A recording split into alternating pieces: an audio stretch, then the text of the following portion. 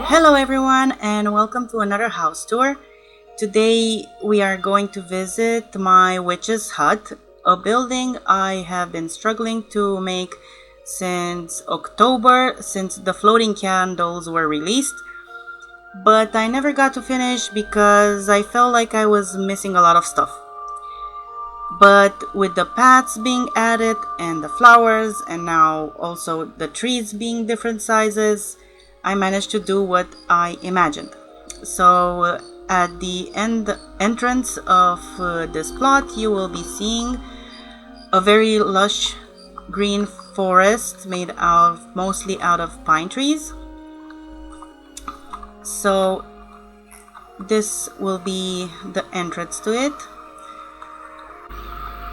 This sound is actually from my other plot, but it actually makes it more interesting for this plot because it's like, oh, what's going on in this forest? Why does it sound like that? So we go down the path, and the first thing you're gonna notice are some ruins over here. So we go and check out the ruins. I love the way they ended up because they kind of remind me of ruins from Skyrim. Just a lot of like a tiny house that has run down and only some walls remained and stuff like that, and the witch has turned it into a sort of, I don't know, magic altar or something. Or whatever you want to imagine, it's here. Then we continue with the path lit by candles and by fire, and we're gonna end up at the witch's house. And at the first glance, it's sort of a tiny little house, doesn't look that big, with a lot of weird lights going on there in the windows. Here she has a very nice outdoor garden with a fountain. Seems like this witch really likes to have a lot of plants. And if we walk around here, we stumble upon a small little path, and we're gonna go check out. And what do we have here? Another sort of altar thing. It's one of my two rocks I didn't demolish from my plot, and I used it as a sort of offering altar or something. Whatever. Looks like a lot of magic is happening around here. We're just gonna go back on the path, and we're gonna continue exploring the outside. We're gonna enter inside the house afterwards. So this path seems to lead to a picnic area right here on the side. The nice little cozy sitting area and two blankets where you can have a little snack, read a book. And then our wooden path continues into a sort of workshop area. And we have a nice flow tree as a decor item here in the middle. Seems like the witch has done some magic on it.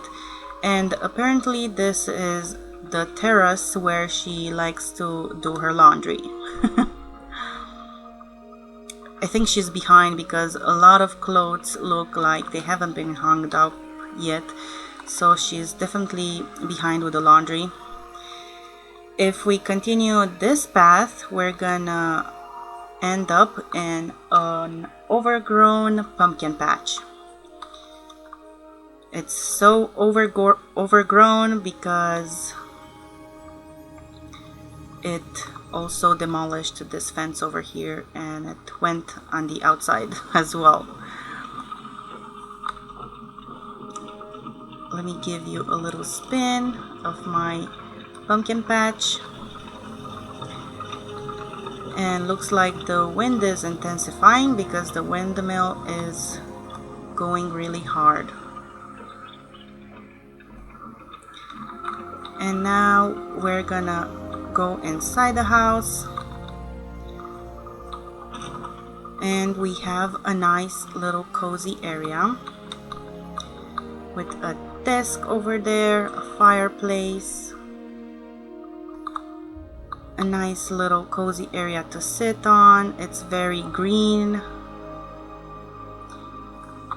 with leaves coming out of the walls. I wanted it to look like that, almost like this wall is enchanted with the trees and the leaves.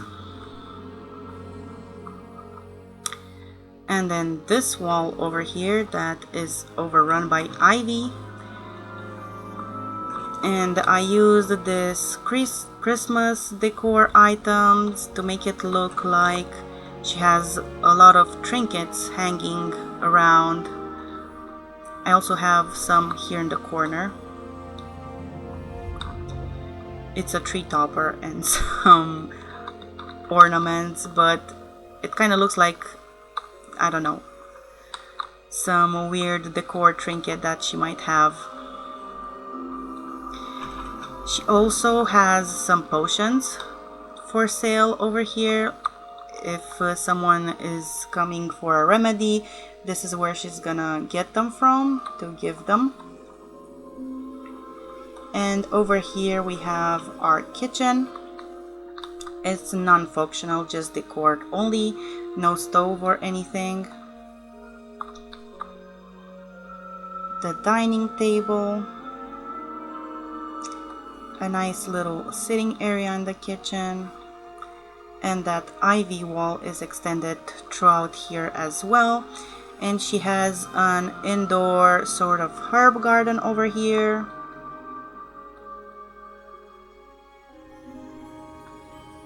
I'm gonna give you a closer look to the kitchen as well. I like to keep this light closed because I feel it's way too lit otherwise, but we can always open. And over here we have a tiny pantry, or at least at the first glance you think it's a tiny pantry. It has a hidden back door, or so I wanted to create. Like if the villagers are after the witch, you can always run throughout the back door or something like that. And there's a little outhouse over here and a sitting area. And that's about it. But yeah, I wanted her to have like a sort of hidden entrance. So I kind of created that corner over there. And now we go through the bead curtain made out of Christmas ornaments again. Winter lights wood ornament. And we go into her crafting room mostly, because here is where she does all her magic, enchantments and other stuff. Her indoor garden where she makes her potions. This tiny corner is one of my favorite things. This whole house is my favorite house, to be honest, but this tiny corner is just so packed with so many herbs and stuff for potion making. And now with the books and a lot of potions over here, we have mana potion and health potions on display. And here a tiny corner for reading and researching potion making and whatever magic she does.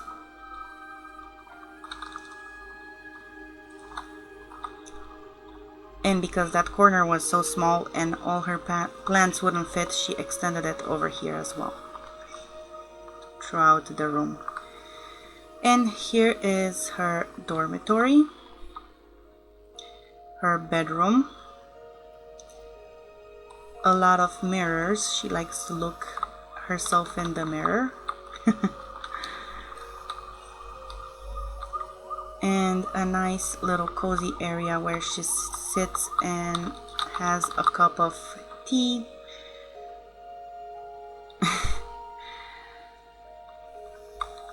And her bathroom where she can come and relax after a long day of potion making. Even though she has a lot of windows in this bathroom, no one can see her because she's in the forest. Cozy and relaxing. And that's about it. If you want to view this house, you can always come and visit me. Next up, hopefully I will finish my flower house, where I have my star flower in the front yard. But this one is still my favorite. The other one is gonna have a house filled with flowers, mostly like a greenhouse. But this one has a lot of flowers on its own as well, so yeah, it's very overgrown with flowers and stuff. So until next time, don't forget to like and subscribe if you enjoy my content. Bye bye!